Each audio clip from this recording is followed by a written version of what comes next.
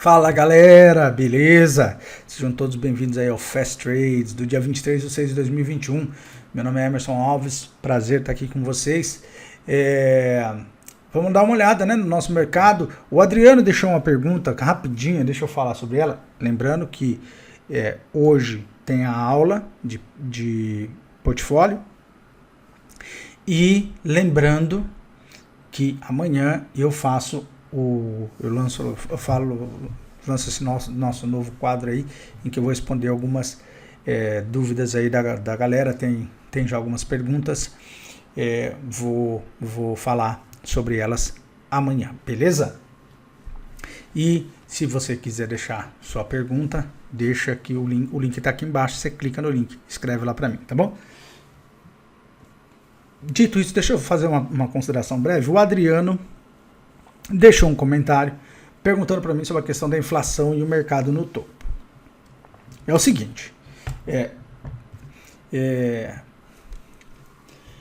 a primeira coisa que nós temos que entender é que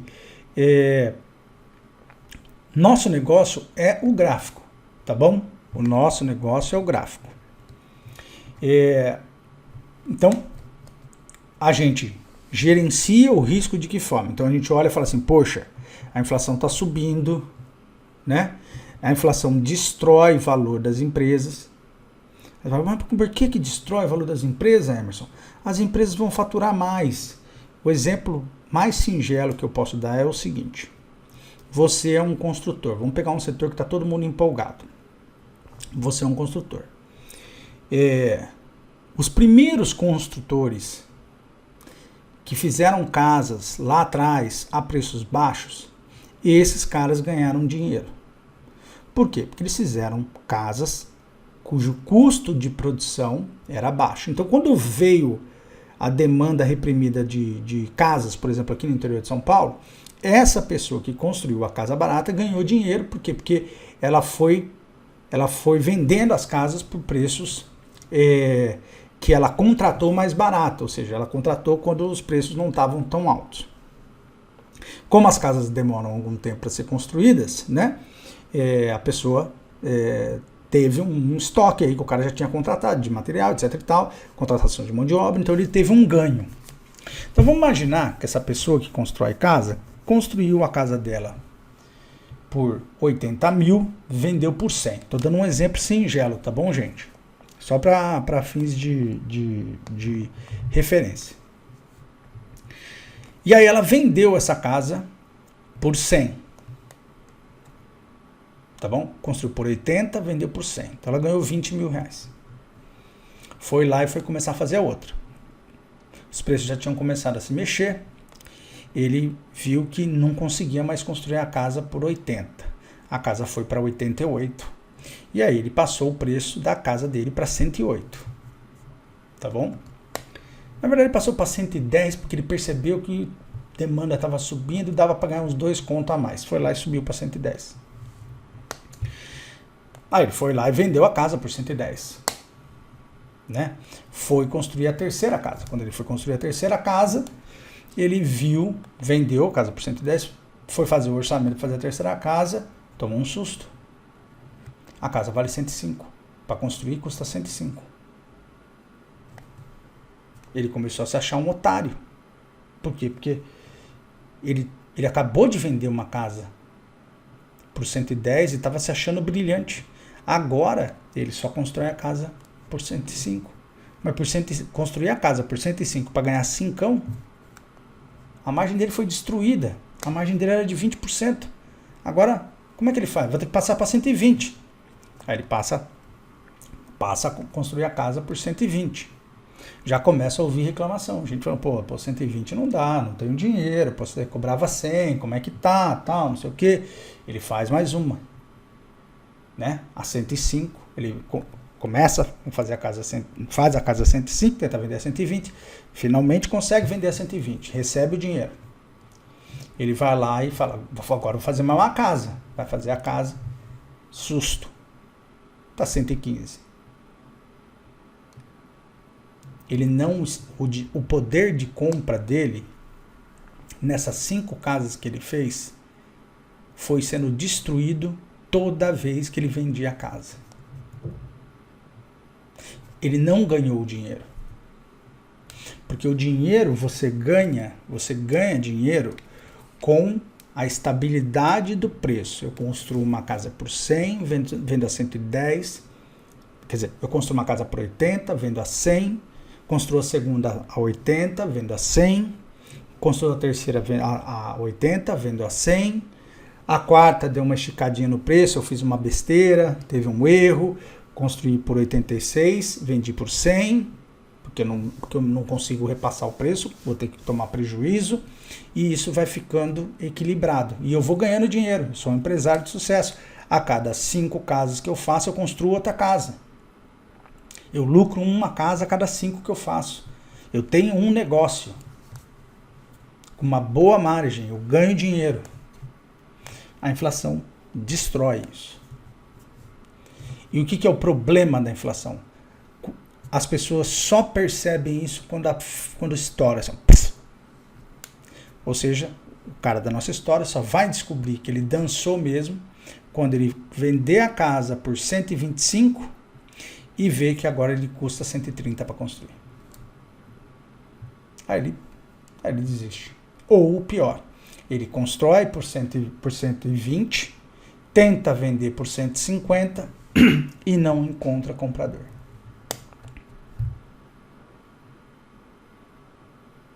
E aí a margem de lucro das outras casas dele foram diminuindo, porque os preços foram caindo e ele não tem condição de fazer mais casa. E aí ele tá lá com um negócio de 150 pau na mão, que antes ele custava 80 para fazer, e ele não consegue achar comprador. Esse é o problema da inflação. Tá certo? Então, por isso que não existe país desenvolvido com inflação, tá bom? Não existe na história da humanidade, né? País desenvolvido que permaneceu em inflação por um bom tempo. O que isso tem a ver com o mercado financeiro? O custo de oportunidade aumenta. É só você me responder a seguinte pergunta. Em janeiro de 2020, o Ibovespa estava a 123 mil pontos, que é o equivalente a 123 mil reais. O que você comprava com 123 mil reais em janeiro de 2020, que você compra hoje, em junho de 2021? Você não vai conseguir, certo? Você compra carro pelo mesmo valor? Não compra. Você comprava 2 carros econômicos, agora você já não compra mais. Você não compra nem mais um carro, dependendo do tipo do carro, carro zero, dependendo do tipo, você já não acha mais nesse preço. Você não acha, na verdade, né? Casa, terreno, esquece. Dependendo, né? Claro, tem conformidade de preço, né, gente? Estou falando um exemplo aqui geral. Dividir por picanha. Eu tinha 123 mil reais, eu podia comprar, né? Eu podia comprar 20 mil peças de picanha, 60 pila cada uma. Boa sorte. Tenta achar a picanha 60 pila. Entendeu? Então, energia elétrica, do vestuário, tenta aí. Entenderam? Cesta básica. Então, a pessoa que estava no mercado, tá bom? A pessoa que estava no mercado, e eu sou uma dessas pessoas, tá bom? Tô falando pra nós, né? Você viu o seu poder de compra ser destruído pela inflação. É que a gente não está se dando conta, porque a gente está ali no dia a dia do mercado, olhando isso aí, não sei o que, o retorno, etc e tal. Por isso que você tem que fazer trade curto. Porque com os trades curtos, de 1%, 2%, você consegue combater a inflação. Certo? Você consegue combater a inflação. Né? Agora, se você fica num papel e ele cai 20% e a inflação foi de 30%, o que você faz? Entenderam? Então esse é o problema da inflação.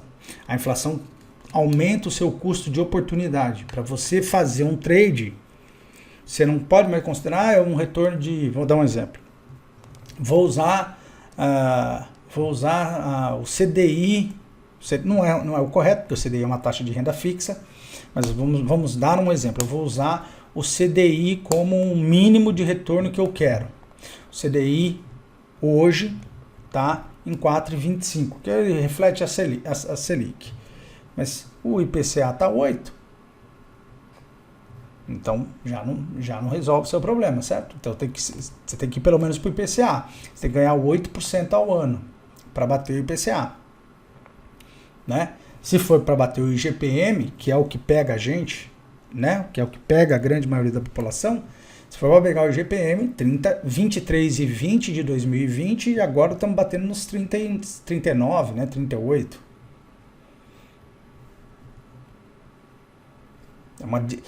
É um terço do poder de compra daquela cesta de produtos que estão no IGPM que sumiu do seu bolso.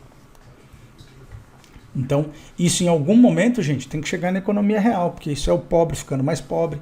E não é a classe média alta que faz o Brasil funcionar, embora a galera da Faria Lima ache isso.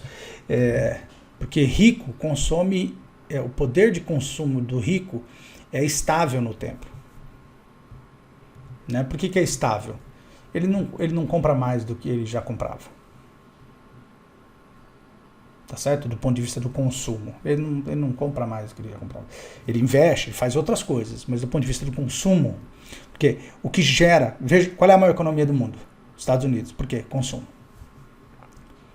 Certo? Qual é a segunda economia do mundo? A China. Por quê? Consumo. Tá certo? Todo mundo tá torcendo pro chinês comer mais bife, pra gente poder vender mais carne. Certo? Então, é no consumo que está o crescimento. Mas para ter consumo, as pessoas precisam ter estabilidade de preço, porque senão a renda é destruída pela inflação. Então, isso em algum momento vai chegar no mercado. Mas o mercado está subindo. Segue o mercado. Tá bom? A gente opera o gráfico. Então, o que a gente faz? Aí entrando no gráfico. Enquanto o índice sobe, você fica no índice. Só que você só tem que evitar, né? Evitar de uma maneira objetiva, você tem que evitar o seu risco. Evitar que o seu risco exploda, perdendo grana e perdendo trade curto. Porque com os trades curtos, como eu disse, você tem a oportunidade de evitar que uma correção te machuque duas vezes. Por quê? Porque, vamos supor, você comprou um papel há um ano atrás a 10. Você já perdeu 30% de poder de compra. Se você comprou Itaúsa a 9, que era um preço médio que todo mundo falava bastante. A 9, lá na crise lá do Covid. Itaúsa a 9. Abaixo de... Nossa, eu lembro, galera. Abaixo de 9, Itaúsa é dado. Então, beleza. 9. Você comprou 9. Se você queria... Você botou na Itaúsa para poder comprar um carro. Você não compra o carro que você queria esse ano. Não importa quanto está valendo o papel da Itaúsa. Entendeu? Você não compra o carro.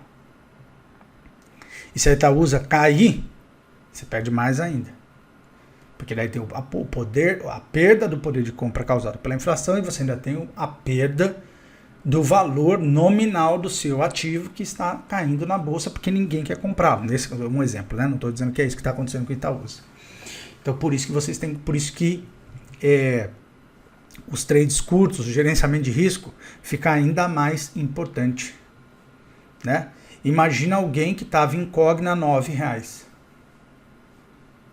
Com 30% de queda, só a inflação do poder de comprar R$9, né? O poder de comprar R$9, hoje levaria aqueles R$9 a custar 6. Mas a perda de capital ficou negativa. Entendeu? Agora o papel está subindo, mas vocês entenderam o que eu quero dizer. É isso. Esse é o problema da inflação. Tá? Então o que você faz por enquanto? Vai tradando, tá tendo sinal positivo, você fica comprado, beleza? E é isso que está acontecendo com o nosso índice no dia de hoje. Né? O índice ontem fez aqui a defesa, né? Então, ó, lembra? Eu sempre falo disso, gosto de falar disso bastante. Testa aqui como suporte na média de 20.